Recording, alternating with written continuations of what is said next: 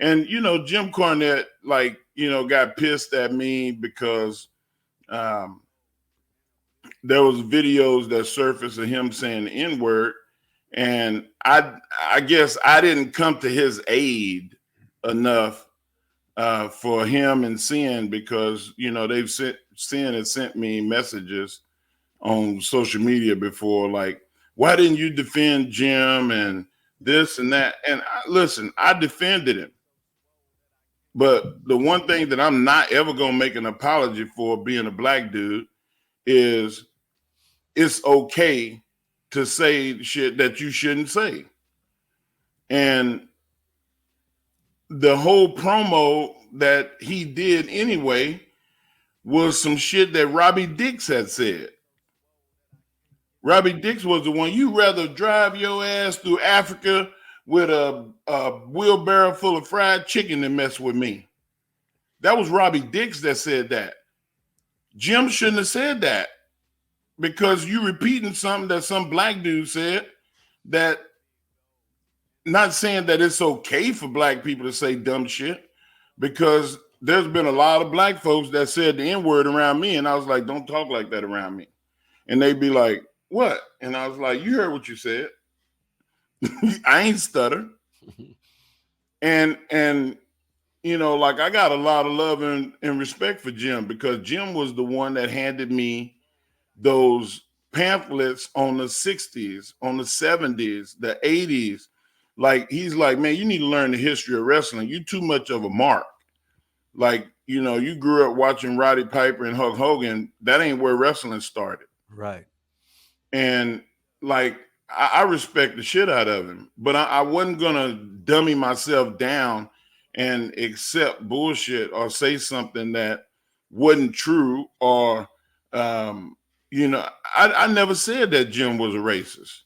I never said that. That was what people's impression of him was, because of those two things that was on the internet. I didn't say it.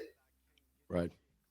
So, I felt like I got unnecessary heat. Man, I'd love to be able to talk to Jim Cornette again. But like, I've done all the apologizing I'm gonna do.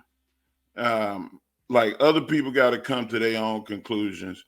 But the whole point of the conversation was, I learned a lot from the history of wrestling because of Jim. And that was all a byproduct of being down there in Louisville. And man, like, a lot of people don't know that one of the greatest African-American wrestlers of all time, man, he was born and lived in Louisville. And, he was the original Black Panther, Jim Mitchell. And Jim Mitchell was the guy that broke the color barrier. He was the guy that, they say Bobo Brazil did it, but that's because WWF were the victors. They got to tell the story. When it comes to history, whoever wins determines history. Gets to tell it the way they wanted to tell. That's right.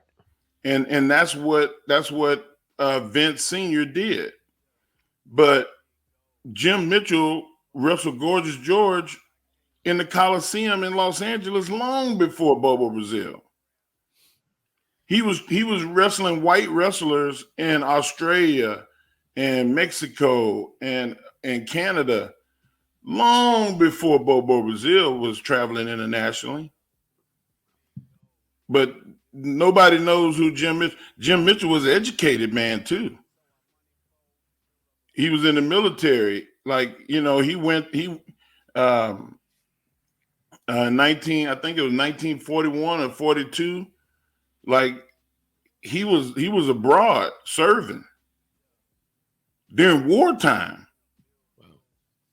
And did all of the organizing, conditioning, calisthenics, and all of the stuff to help people get physically right, keep their mind strong. Like, man, that's an incredible deal. And You know, like I just felt like he don't get enough recognition.